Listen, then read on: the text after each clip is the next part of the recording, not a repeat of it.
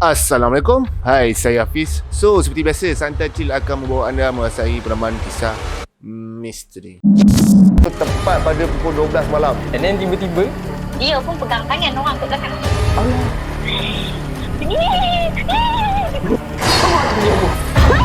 kau tahu tak, aku nampak apa?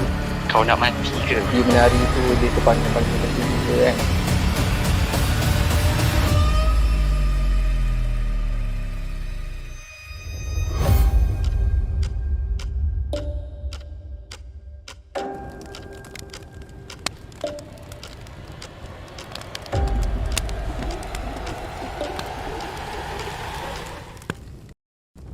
Bismillahirrahmanirrahim. Innahu yarakum huwa wa qabiluhu min haythu la tarawnahum. Inna ja'alna asy-syayatina awliya'a lilladhina la yu'minun. Sesungguhnya syaitan dan kaumnya melihat kamu dengan keadaan yang kamu tidak dapat melihat mereka. Sesungguhnya kami telah menjadikan syaitan-syaitan itu teman rapat bagi orang-orang yang tidak beriman. Okay guys, seperti yang kita tahu kan, ramai jugalah yang penonton-penonton komen dekat video-video Santai Chill kan, bertanya, bang, bila nak bercerita kisah penonton lain pula? Maksudnya kisah-kisah yang disampai melalui email, Messenger, Facebook dan sebagainya. So hari ni barulah aku sendiri berpeluang lah untuk bercerita ataupun berkongsi dengan korang berkenaan kisah seram kali ini. Tak maaf lah kalau korang yang di luar tertunggu-tunggu kan, kisah seram yang ingin aku sampaikan sendiri. Actually bukannya apa kan, aku kekangan masa sebab siang aku kerja sebagai lain dan malam aku bawa seorang YouTuber untuk kisah seram korang. So hari ni kisah seram yang ingin aku kongsi dengan korang berkenaan satu kawasan ataupun lokasi yang penuh dengan misteri. So lokasi kali ni adalah berkenaan dengan penjara reman Johor Bahru.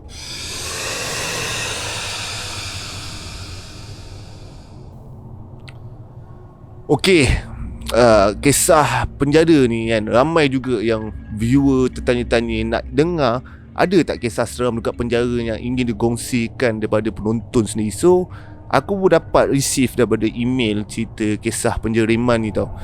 Dan aku pun baca juga kan, penjara ni dibina sekitar tahun 1883. Usia anggaran dia dah hampir 138 tahun lah kalau masuk tahun 2021 ni kan. Memang usia dia terlalu tua lah. Even aku sendiri pun belum lahir lagi pada masa itu. Dan kita tahulah kan, penjara ni, mana-mana penjara pun dia ada banyak kisah mistik. Yalah sebabnya ada pesalah-pesalah yang datang daripada background jenayah yang pelbagai, iaitu membunuh, penjual dadah dan sebagainya. Jadinya kisah seram penjara ni yang dikongsi kali ni berkenaan dengan kawasan ni semasa dia bertugas. Jadinya pencerita kali ni adalah dipanggil, gelaran dia adalah sebagai botak lah. Dia ni seorang pekerja ataupun pegawai untuk menjaga, ditempatkan ditugas untuk menjaga blok-blok penjara reman Johor Bahru ni. Dan botak ni pun bercerita juga yang penjara ni banyaklah berlaku kes-kes bunuh diri, gantung, ada yang mati disebabkan gila, ada yang mati disebabkan penyakit, dan ada juga yang mati disebabkan tikaman ataupun pergaduhan yang berlaku antara pesalah-pesalah ni yang digunakan senjata buatan mereka sendiri. Jadinya disebabkan kematian yang banyak berlaku di penjara ini menyebabkan antara sebabnya gangguan makhluk halus ni banyak di penjara reman ini. So botak ni ditugaskan sekitar tahun 2014 lah, di mana dia ni ditugaskan di penjara reman ni untuk menjaga blok penghuni bersalah pada masa tersebut. Satu blok ni ataupun penempatan untuk pegawai yang menjaga kawasan blok penjara ini sekitar 5 orang untuk satu blok. Maksudnya ada satu pegawai sarjan, satu pegawai kanan, satu warden untuk menjagakan kawasan blok tersebut lah. Jadinya sekitar satu blok tu dianggarkan 200 atau 300 penghuni ataupun pesalah dalam blok tersebut. Jadi ni si botak ni pun ditugaskan untuk menjaga blok ni bersama dengan pegawai-pegawai lain lah. Jadi ni tugas seorang warden ni, mereka ni perlu memantau ataupun ronda di sekitar blok pesalah-pesalah ni tau.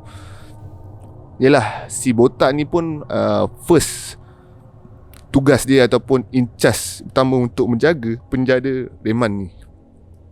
Dan mulalah dia mula rondaan untuk first ataupun hari pertama dia bertugas di penjara tersebut. Banyak jugalah dialami beberapa perkara mistik, dan mula-mula dia ditugaskan di situ. Masa first rondaan dia tu, bila dia jalan dekat kawasan blok, di setiap sel penghuni pesalah, dia akan nampak kelibat-kelibat orang yang berjalan ataupun duduk di satu sudut di luar sel. Sedangkan pada waktu malam, sel-sel pesalah ni akan dikunci, dan di mana semua pesalah akan duduk di dalam setiap sel mereka. Jadinya dia pun macam pelik lah. Ada orang terlepas ke kan daripada sel ni? Macam mana pesalah-pesalah ni boleh berkeliaran? Dan bila dia pergi sesuatu tempat tu, macam contoh daripada jalan hujung koridor ni nak ke koridor sana, dia nampak tau kelibat orang yang berada di koridor sana dan macam berdiri di luar sel. Jadi bila dia datang dekat dia, tak ada. Dia ni macam Haidan, tadi nampak macam ada kelibat ataupun pesalah yang duduk di luar sel tersebut. Dan dia pun macam mungkin ilusinasi dia, ataupun dan dia pun rasa macam mungkin itu halusinasi dia. Dan dia pun tak ambil hirau sangat. Mungkin first day kan, dia macam lah tak biasa dengan tempat yang dia bekerja, baru nak ambil feel, ambil mood cara bekerja semua. Jadi dia tak hirau, and dia ronda lah kawasan blok tersebut. Lepas dia dah ronda kawasan blok tersebut, dia pun akan buat laporan lah, pergi jumpa pegawai yang in charge pada shift dia tu. Dia akan melaporkan lah apa hasil rondaan dia dapat kan. Dan dia pun bertanya lah dekat pegawai yang in charge untuk shift malam tersebut. Dia bercerita lah, dia tanya, tuan, malam tadi saya ronda, saya nampak tau ada orang macam keluar dalam sel. Tapi pelik, saya dah check setiap sel tu dikunci. Macam mana ada pesalah yang boleh terlepas duduk di luar sel? Lalu pun pegawai tu pun macam senyum sambil gelak lah dengan si botak ni lah kan. Dia cakap, biasalah tu kan, orang-orang baru nak masuk kerja, mungkin ni nak salam perkenalan ke, nak kenal-kenalan dengan orang baru. Dan botak ni pun mulalah faham apa yang disampaikan oleh pegawai tersebut. Jadi ni dia mulakan tugas macam biasalah. Maksudnya penjara ni akan ada gangguan-gangguan mistik. Jadinya itu perkara biasa. So pegawai ni pun ada juga memesan kepada botak. Dia kata, botak, kau tak payah takut lah, just kau ronda je macam biasa. Jangan risau, dia tak kacau orang pun. Dia just nak kenal-kenal, sesi sesuai kenal, mungkin elak-elak je. So botak ni macam okay, dia faham. So start pada tersebut lah, si botak ni just jalankan tugas tanggungjawab dia sebagai seorang warden untuk menjaga pesalah-pesalah di penjara Reman ni. So jadinya botak ni pun start lah bekerja mengikut shift dia. Dan so pada hari berikutnya pun bermulalah hari baru yang mengikut jadual shift si botak ni tau. Dan shift dia bermula pada sekitar 9 malam hingga ke 7 pagi. Dan setiap 2 jam setengah akan ada 2 warden yang menjaga sesi pesalah-pesalah tu, ataupun kawasan pesalah-pesalah duduk lah. Jadinya setiap pukul 9 sampailah ke 11.30, 2 orang warden ni yang jaga blok ni akan tukar tau.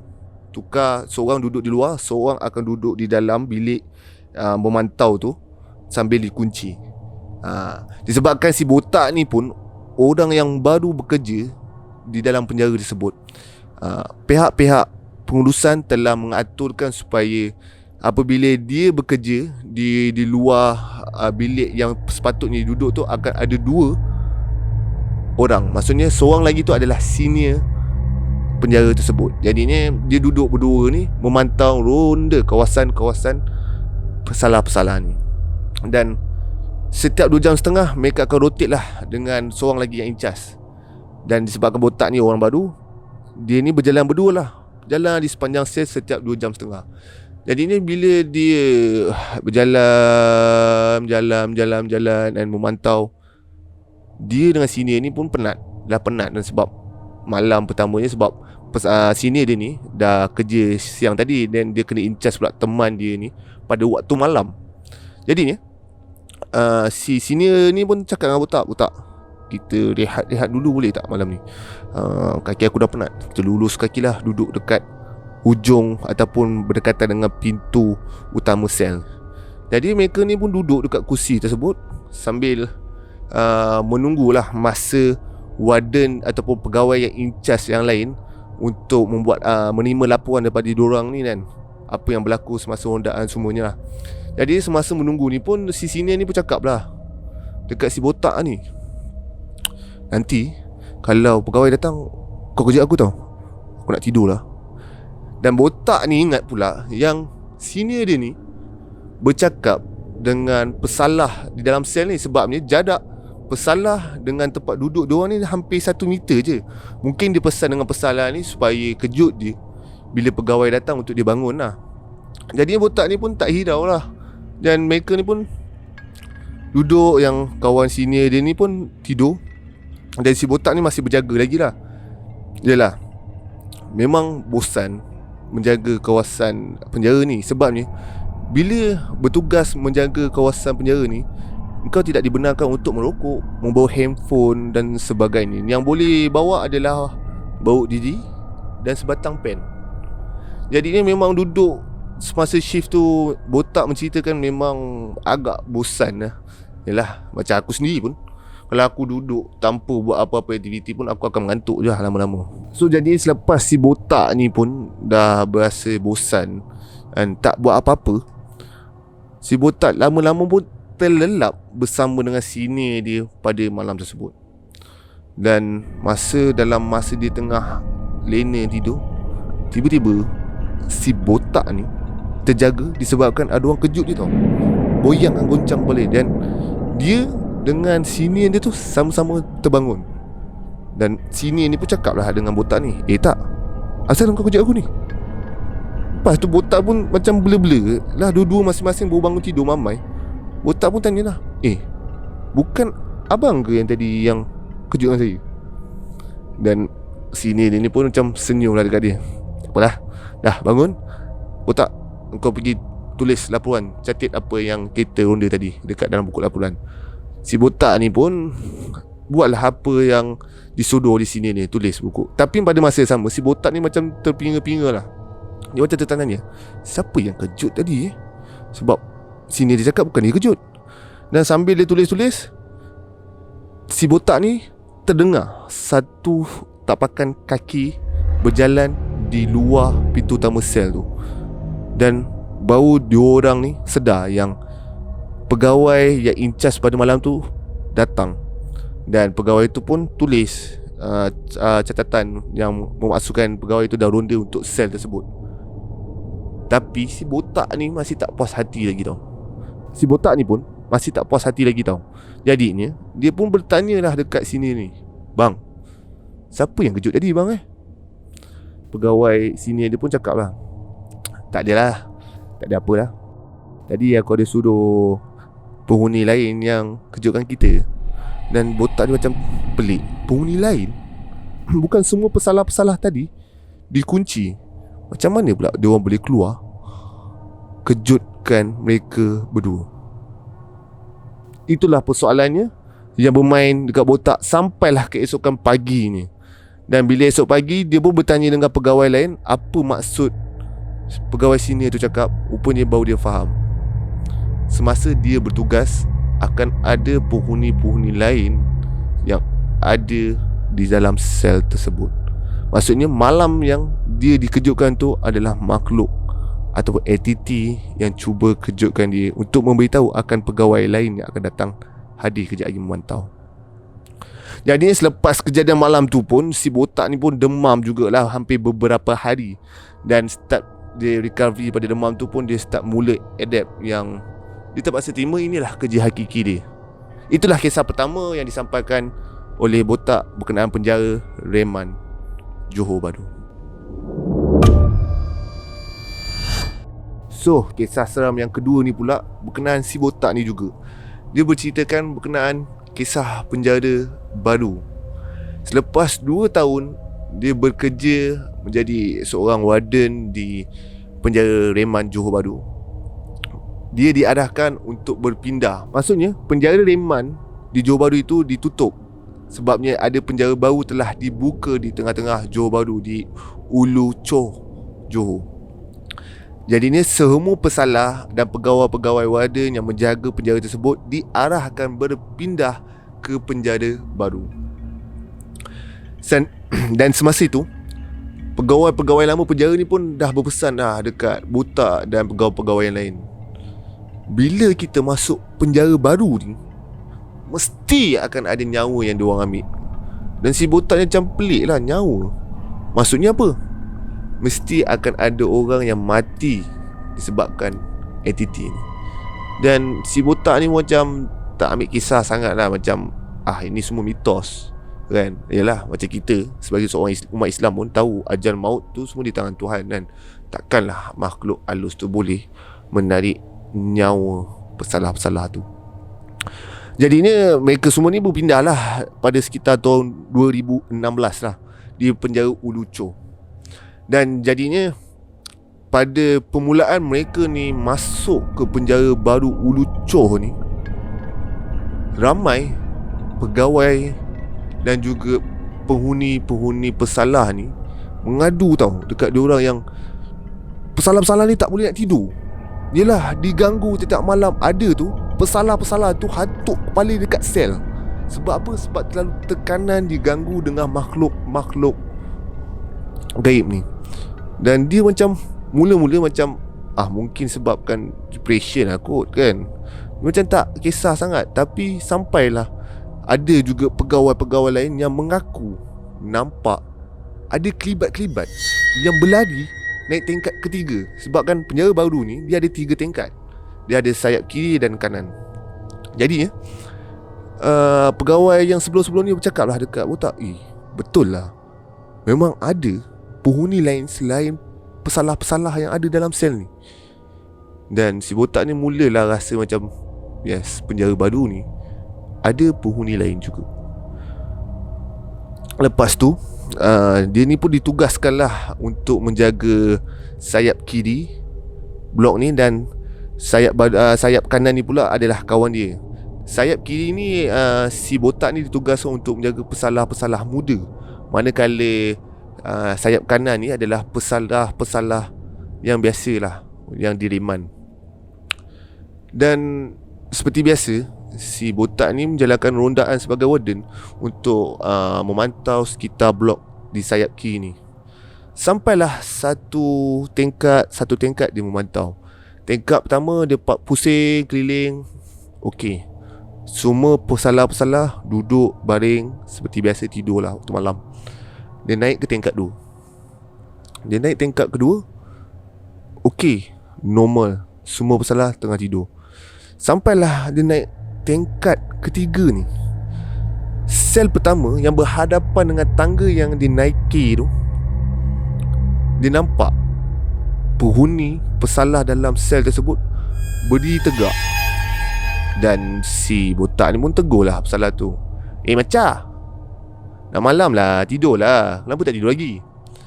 Dan pesalah tu dia senyap tau. Dia macam tak berkata apa-apa.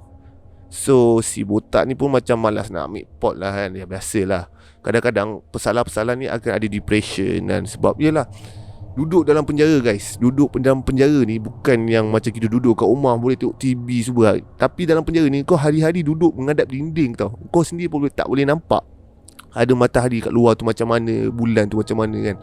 So akan beri tekanan lah untuk diorang ni kan. Jadi dia pun macam tak kisah, dia pun memantau tingkat 3 tu sampailah hujung koridor sana. Jadi ni dah selepas dia dah memantau semua okey, sel pun berkunci, dan dia patah balik ke tangga dekat sel pertama yang mula-mula yang dia nampak pesalah tu berdiri. Masa dia nak turun tangga tu, dia ternampak guys, pesalah tu tengah terapung dan badan dia menggeletik ataupun shake, menggigil. Dan dia terkejut melihat pesalah tu menggantungkan diri dia dengan kain cadah katilnya dekat dalam sel tersebut. Lalu si botak ni pun beri arahan walkie-talkie dekat pegawai yang in charge untuk kawasan penjara tersebut, memberitahu minta menerima arahan untuk memecah masuk sel ni untuk rescue. Dan management menerima arahan dan menyuruh botak ni pecah masuk dan mengambil kunci yang ada, yang dibekalkan untuk membuka sel tersebut. Lalu si botak ni pun buka lah sel tu. Masa dia nak buka, tak boleh guys, memang tak boleh. Dia macam kelang kabut dah buka. Saya tak boleh. Selalunya dia buka sel tu macam biasa dia hari-hari sebelum ni, buka pap. Okey, sebabnya ialah penjara baru, maksudnya besi-besi tu masih belum berkarat lagi lah. Dan dia pelik, masuk tak boleh buka, memang ketat. Dan dia pun cuba berselawat dan dia pun membaca A'udzubillahi minasyaitonirrajim, Bismillahirrahmanirrahim. Lalu dia putar kunci tu lembut dan boleh buka penjara ataupun sel tersebut. Dan lepas dia buka sel tersebut, dia cepat-cepat ambil pisau yang khas, yang memang ada setiap peronda akan memegang benda tu lah. Maksudnya ada satu tempat tu bila nak rescue dia kena pecah, dan akan ada pisau dan kunci untuk buka sel-sel yang dikunci. Dan dia ambil pisau, dia pun potong tali tu dan melepaskan mangsa yang menggantungkan diri pada malam tersebut. Lepas dia dah lepaskan ikatan tali yang digantungkan tu, dia baringkan mangsa tu, dan dia nampak melihat si mangsa ni dah menggigil ataupun orang kata dalam keadaan nyawa-nyawa ikan lah, menggeletik. Dan masa dilepaskan tu pun memang terdengar bunyi sendawa daripada tekak si mangsa ni. Dan pada masa tu juga, si mangsa ni masa menggantungkan diri, botak ni menceritakan dia memang nampak lidah mangsa ni terjelir keluar. Korang bayangkan guys, betapa seksanya ataupun perit ni gantung diri ni. Dan lepas dia lepaskan tu, lidah dia masih terkeluar lagi, dan dengar bunyi sendawa daripada mangsa tersebut. Dan si botak ni pun tak mengambil apa, dan si botak ni pun mengambil keputusan untuk membuat CPR lah dekat mangsa ni. Buat CPR sebelum menerima arahan ataupun ambulans sampai lah untuk dibawa ke hospital. Dia pun buat CPR. Faham? Masa tu memang mangsa tu masih lagi bernafas, tapi dalam keadaan yang sangat-sangat lemah. Dia buat CPR dan ambulans pun sampai dan membawa mangsa ni ke hospital. Dan masa tu pun si botak ni dah menggigil tau. Yalah, first time dalam seumur hidup ni dia melihat orang bunuh diri di depan mata dia sendiri, menggantungkan diri dalam keadaan lidah terjelir dan menggeletik yang sangat ngeri tau. Dan selepas kejadian tersebut, sel yang digantungkan diri tu menjadi keras. Maksudnya setiap malam pesalah yang duduk di sebelah sel tersebut akan dengar bunyi orang mandi, orang menyanyi, orang duduk ataupun bercakap seorang-seorang dalam bilik tu. Dan masa tu juga ada juga pesalah yang bertanya dekat pegawai-pegawai yang menjaga ataupun shift pada malam tersebut, akan bertanya, "Tuan, ada orang ke penghuni baru yang duduk kat sebelah ni?" Dan mereka macam, "Tak ada." Apa yang pelik ni lagi, setiap pegawai yang ronda kawasan ataupun level tingkat 3 tu, diorang akan nampak seseorang yang berdiri ataupun duduk dalam sel tersebut. Sebagai contoh lah Contohnya dekat dalam atas level 3 ni ada penghuninya 29 orang.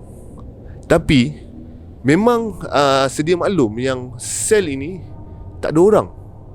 Setiap kali pegawai kira jadi genap 30. Mereka jadi macam pelik.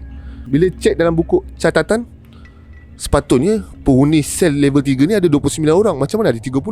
Mereka akan peksa balik tengok sel yang sama. Hampir semua pegawai-pegawai melalui perkara yang sama. Apabila diorang memantau je atau memeriksa sel tu, mesti akan ada seorang yang duduk dalam sel tersebut. Aku pelik. Mesti korang tertanya macam mana akan ada benda tu kan. Mungkin disebabkan mangsa yang bunuh dia tu ataupun benda yang telah mengagut nyawa dia. Wallahu alam. Aku sendiri pun tak tahu. Dan selepas kejadian gantung diri tu pun, si botak ni mengalami satu kemurungan yang sangat teruk hampir seminggu. Dan ada orang kata yang si botak ni kena badi mayat. Dan botak ni punya tahap kemurungan semasa dia berada dekat dalam bilik rehat ni, maksudnya dalam bilik rawatan, hampir seminggu. Botak ni tak bercakap.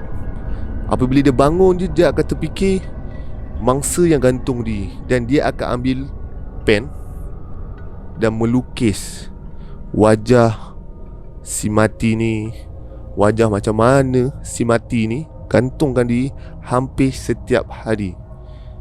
Even ada pegawai yang datang lalu melihat si botak ni pun, yang tegur botak ni pun, yang terbaring dekat bilik rawatan ni pun, botak ni bila ditanya, botak ni senyap. Dia tak macam seolah-olah dia tak boleh nak cakap, tak boleh terluah perkataan-perkataan yang ingin dia sampaikan atau menjawab daripada persoalan-persoalan yang ditanya oleh pegawai-pegawai yang lain. Ada tu sampai pegawai tu datang papah dia untuk pergi tandas, sampai teruknya tahap sampai trauma. So apabila hampir berlalu seminggu ni, kau boleh bayangkan macam mana traumanya si botak ni menghadapi situasi tersebut. Seolah-olah dia macam hilang kewarasan otak lah. Yelah, first time melihat orang gantung diri yang mengerikan bagi dia. Sampai seminggu juga dia tak makan selalu ataupun kurang makan. Hampir 10 kilo jugalah si botak ni turun berat badan dia dalam masa seminggu disebabkan kurangnya makan. Dan selepas seminggu ni pun barulah dia mula-mula sedar dan bertanya dekat pegawai-pegawai lain apa yang berlaku dekat diri dia sepanjang seminggu ni. Dan pegawai dia pun bercerita lah dekat dia yang dia melalui satu trauma yang sangat teruk, fobia, sehingga kan dia tak boleh nak bercakap. Lepas tu melukis benda-benda yang pelik dan sebagainya. Selepas seminggu tu dia mula dah sedar, dah okey, kembali normal, dan dia cuba merawat balik keimanan dia. Dan dia alhamdulillah dia okey, dan bermulalah tugas baru dia ataupun memulai kehidupan baru dia selepas kejadian tersebut. Dan dia bercerita juga selepas kejadian bunuh diri ni, sel tu telah diarahkan oleh manajemen untuk ditutup kerana hampir setiap hari pegawai ataupun pesalah-pesalah akan dengar bunyi gangguan dan menyebabkan warden-warden yang lain memeriksa mesti tersilap kira. Sebabnya ialah bayangkan kalau dalam level tu ada 29 orang, mungkin kira-kira sikit lagi jadi 30. Bila kira balik jadi 29 balik. Dia akan mengganggu manajemen dalam urusan menjaga pesalah-pesalah ini. So itulah kisah-kisah seram yang berlaku di penjara yang disampaikan oleh seorang penonton kita yang dipanggil oleh Botak. Okay guys, kepada korang yang ada kisah seram yang ingin dikongsi kepada Santai Chill, korang jangan malu guys. Korang jangan malu, share je kepada kami dekat IG, FB ataupun email kami. Dan kalau boleh, hantarlah dalam bentuk words dengan ayat-ayat yang teratur agar mudah kami Santai Chill untuk menapis cerita korang dan mengambil mana yang terbaik lah untuk disampaikan kepada anda semua. Seperti biasa, jangan lupa like, share dan subscribe video kami. Jumpa lagi. Bye-bye. Dah. Mantap guys.